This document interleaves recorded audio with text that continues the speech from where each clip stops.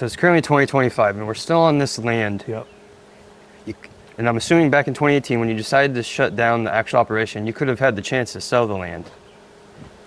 I'm assuming, right? So Because you could have just probably put it up for sale and you would have gotten offers. in 1993, with the help of Farm Credit, Production Credit, and their consultants, we went through the estate planning process. I had a new baby, just Mary Ellen. No, I was just gotten married. It was before Mary Ellen was born. Mary Ellen was born in '94. So Mary Ellen hadn't even been born yet. So we're going through this estate planning process. We're all the way through it. We've got it all figured out, all the math's done. We know what we're paying for estate tax. All that was before they raised the ceiling to this ridiculous level it is now, which is good. It was ridiculously low then, and we met the threshold, and we had to pay estate tax through the process.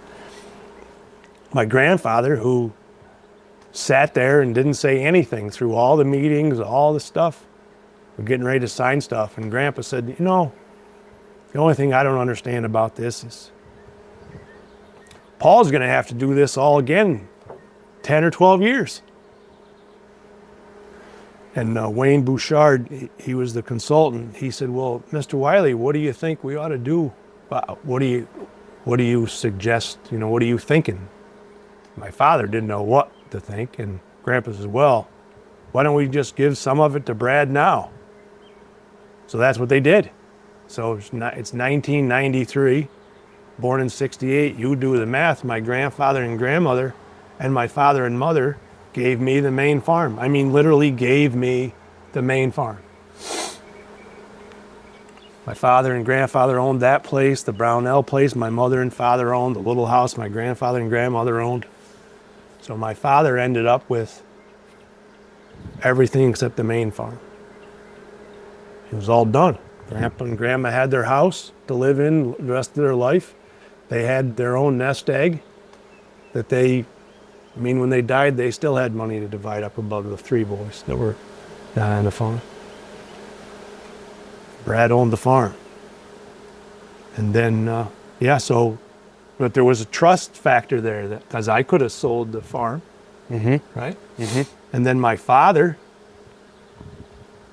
and mother bought the neighboring farm from the neighbors, and originally my uncle bought the house and my father and mother bought the land.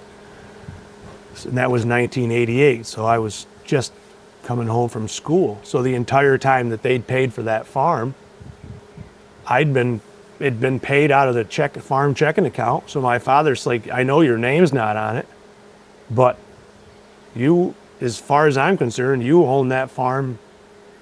You've paid for half of it, and I've paid for half of it, and your mother put the down payment on it.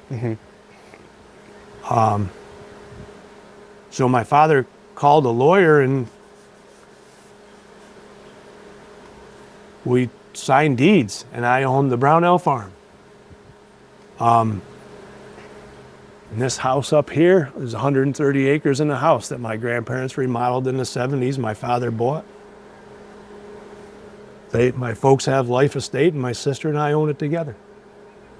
And my father, he owned the tenant house with my mom, and they have tenants down there, so they're across from the barn, and my folks are up here, so they're not seeing half the nonsense that goes on. So I'm calling my father, and I'm like, well, you're either going to go down and deal with your tenants, or I'm going to go down and deal with your tenants. So after about a year of that, my father called me one day. He said, come on up here noontime.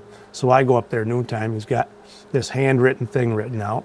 He's got the value of the little house and the value of his health insurance that the farm was paying for. But I don't know, it was like, I don't know, there's like a place there between your own private health insurance and Medicaid, Medicare, and all that stuff. And I can't figure that out either. But my father, nobody else can. So my father said to me, if you pay my health insurance until I can go on the government dole or whatever it is, that house is yours. And I won't have to deal with the tenants anymore. And the two of us signed it. So we had an agreement. I owned the house. That 2 days later, I owned the house with the agreement that I'd pay his health insurance until he got on the government health insurance. So they had some trust. I could have sold the whole thing at any time. So then we fast forward to 3 years ago. For 20 years, I tried to, when I was on the planning board in the town in the early 90s, I got mixed up with American Farmland Trust, and I started preaching agricultural easements and farmers selling their development rights and creating open space and preserving agricultural lands and vistas and all this stuff. And I just about got lynched locally because everybody was selling their farms to develop because nobody'd saved any money, and when they got done milking their cows, they didn't have nothing but some tractors to sell, Yeah, it's a very common thing that most consumers might not understand is a lot of them sell the farm just because. Yeah, there's nothing left. Yeah. If you break even every year for 40 years and you live here, when you're all done, you're all done. That's why the whole phrase of land rich, cash poor with that. Yeah, right. Yeah. So fortunately for me, frugality, some business sense, there was some money there. Every generation preserved some wealth, so it wasn't a struggle for the next generation. So I made the decision just 4 years ago. We went through the process with the local nonprofit and sold my development rights. So my farm, Grandpa's farm, his father's farm, and his grandpa's farm is going to look just like this forever, despite some building changes here and there, right? It's not going to be row houses or little developments like we've got all over the town or a trailer park. So So in agriculture, we talk about this legacy, and this legacy that I sort of discussed here loosely. I don't know about my kids. They're going to own it at some point. Somehow, the four of them are going to own it.